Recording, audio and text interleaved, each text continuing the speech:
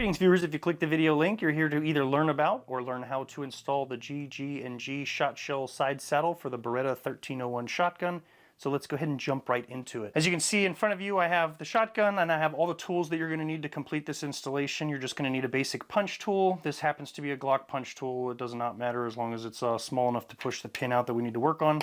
You're going to need a Phillips head screwdriver. Last but not least, a 13mm socket, either with an extension or make sure that it is a long socket, because we are going to have to access a bolt that's fairly deep down into the stock, and just a standard socket without any sort of extension is not going to quite reach. So let's go ahead and move this stuff out of the way and we'll take a look at what comes in the package. So it's going to come with this cardboard topper stapled on there. Obviously we have the shell carrier. We have our two-sided instruction sheet here. And then inside this smaller bag, we have some goodies. We've got a little spacer / mounting plate that we're going to use. This is why we have to take the stock off the weapon, because this is going to go back there and attach to this. We have a little bag in here with 2 Allen wrenches, a long screw, a short screw, and a washer. And then we've just got a small disposable kind of tube of Loctite. So before we go ahead and install this thing, let's just take a look at it. It is rather light. The one that I have does have the sling attachment on it. So you can get this without the sling attachment. I figure why not? I'd rather have it and not need it than wish I had it and it not be there. If you are curious how this thing actually holds the shells in place, if we look on the back here, there are some screws holding on a back plate that you can see right here, kind of sandwiches this little silicone rubber strip that has a kind of channel in the back that goes through each one of these little chambers, and that helps provide enough back pressure on the rounds to hold them in place, but allow you an ability to pull them out as needed. All right, so let's get into installing this thing. First thing we need to do, as always, is safety check our firearm. This already has been safety checked. It is unloaded. I can visually and physically see that there is nothing in the magazine tube. That is the follower there. The chamber is empty. I can visually and physically check that. So the first thing we're going to do, we're going to send the bolt home. If you are not familiar with taking this weapon apart already, right above the safety, there is a little pin here. This is the only thing we need to push out in order to remove our trigger group. So we're going to go ahead and do that first. So what we're going to do is we're going to take our punch, we're going to put it on top of that pin, give it a little whack, it should start through. Push it all the way out the other side. We are not going to reuse this. We're going to be replacing this with the long screw that came in the package. So go ahead and set this aside somewhere. If you've got all your other accessories for this firearm, go ahead and place it there so you don't lose it in case you decide you want it in the future. Now we need to remove the trigger group. We're going to push backwards and kind of fold down a little bit. So it'll just kind of hinge right out and the entire unit is going to come out. So we're going to set this aside. And then the next thing we need to do is remove the stock. There are 2 holes in the rubber butt pad here. If you have the pistol grip version, it should be very similar. There's just 2 holes there. You can't see the screws. They are under the surface there inside the hole. This is where you're going to use your Phillips head screwdriver. You've got to push down into the hole. So you're going to have to feel around for it until it falls into that Phillips head screw, and then just turn to the left to unscrew. And you're going to repeat that for both of these. All right, once you've backed these screws out far enough, they will come out with the butt pad there, so just leave those together so you don't lose them. If this is the first time you've ever removed this, it's going to be a little tight. The rubber that you're squeezing the screwdriver through, it's going to grip the screwdriver and the screws here. Little pieces of it are going to come off. It's going to be fine. It's just going to be a little tight. So now once we have the butt pad removed, if you look down in there, you'll see that's our 13mm nut that we need to use our socket for. It is a little deep, so again, that's why we need the extension or a long socket. So we're just going to attach to that and unscrew it. All right, so behind the nut is going to be this little star-shaped washer, so make sure we hold on to that and set that somewhere. We're going to reuse that. The stock can be a little bit finicky. You're going to require some pressure, but it should be ready to release from the firearm, so wiggle it, pull on it, whatever you can do to get it to separate. And it should just pull straight off, and you're going to be left with this long threaded rod. Now, there is a little spacer that's in here. We are not reusing this, so go ahead and put this wherever you put that pin so that you have it in the event that you ever need it in the future. That spacer is going to be replaced by this mounting plate. And just so you have some idea of what we are going to be doing here, on the non-ejection port side of the shotgun where the shell carrier is going to mount, that pinhole where we push the pin through for the trigger group, Again, it's going to use that long bolt that came with the packaging. We're going to feed it from the ejection port side to this side where it is threaded on here. And this spacer plate is going to replace the spacer that was there, and we are going to attach to that with the smaller screw. So it's going to look like this once we're done.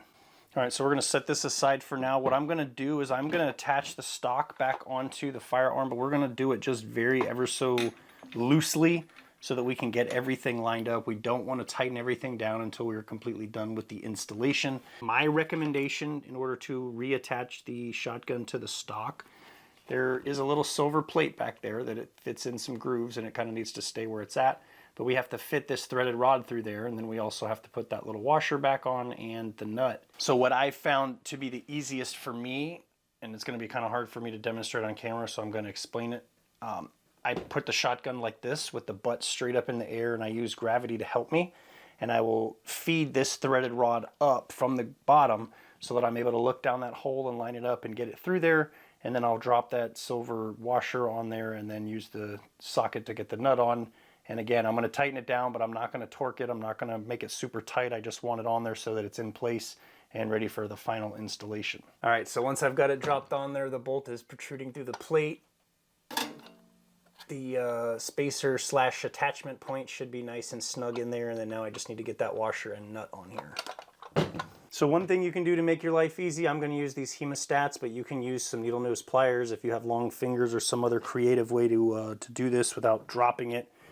And then I will reach through and put the washer on that threaded rod. So get that on there. Go ahead and get the nut back on the socket and get that applied as well.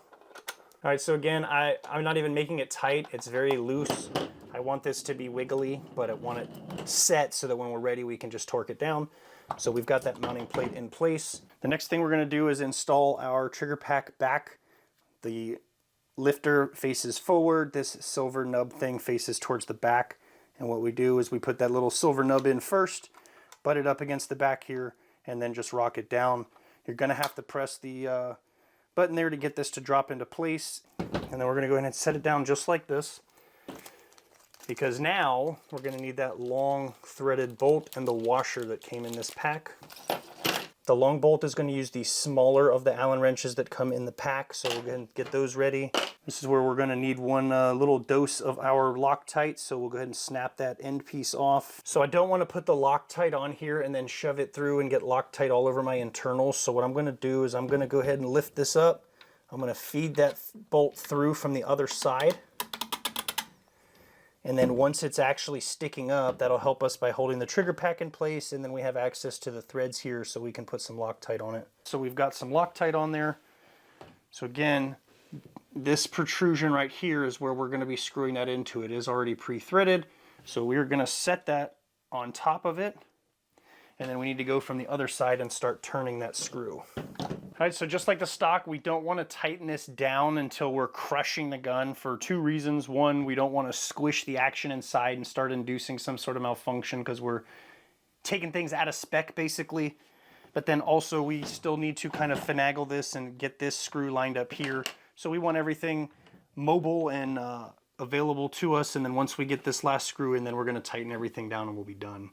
So for this connection right back here, we are going to be using the smaller screw, which we're using the smaller Allen wrench again. All right, so we're gonna go ahead and put some Loctite on this.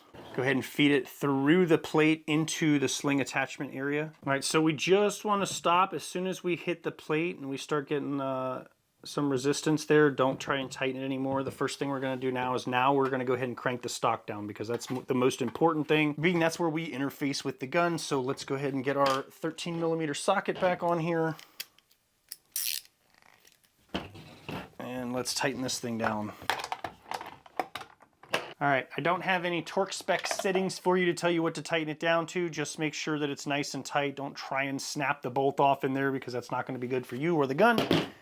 As long as it's nice and tight, there's no wiggle, you should be good to go there. So now we can go ahead and start tightening down the rest of this. Make sure that's nice and tight. We're going to go ahead and there's the bigger Allen wrench. There's a Allen key here that's in front of the sling mount. We're going to put that in here. We're going to make sure that's nice and tight. And then we're going to flip back over to this side and tighten this screw down. Again, we're not trying to snap it off in the gun. We're not trying to induce a malfunction by crushing the receiver or the frame. So just get it nice and tight where it's snug and providing resistance. So we should be rock solid mounted up here now and good to go. All right, so once it is done and installed, it should look something like this on the back here. Everything should be flushed up. I did fail to mention there is kind of a little tab on the bottom of this that kind of bumps up against the bottom here, so you want to make sure that's in place. But all these screws should be snugged down nice and tight with our Loctite on there. I did not put the butt pad on yet, just in case something was screwy and I had to take the stock or loosen it again to make room for everything. But since we've got everything tightened up, this is where we're going to go ahead and put the butt pad back on. Very simple procedure for that. It only goes on one way. The rounded portion goes towards the top. The pointed one goes on the bottom. If you were to try and put it on wrong, it's not going to line up and sit right. So it'll be abundantly obvious that how it goes on. Just drop it into the two little channels. The rubber should be flush there. Get our Phillips head screwdriver and tighten these back down. So once the screws are tight, you shouldn't need to torque them down. They'll let you know when they're ready to stop, so stop turning at that point. So now it's time to load this thing up with your preferred ammunition and loadout, whether you want them coming out of the top or coming out from the bottom. That's completely up to you, how you choose to do it. All right, so hopefully I answered all of your questions and covered everything you needed to know about installing the side saddle on your shotgun. If you have any questions or feel like I didn't cover anything, please feel free to leave a comment down below and I'll get back to you as soon as I can. If it's something I can't answer in text form to your question, I'll be glad to do a follow-up video or short to help you get you the information that you need. So anyway, with that, I'll stop taking up your time. Thanks for watching. I hope you have a great day, and we'll catch you in the next video.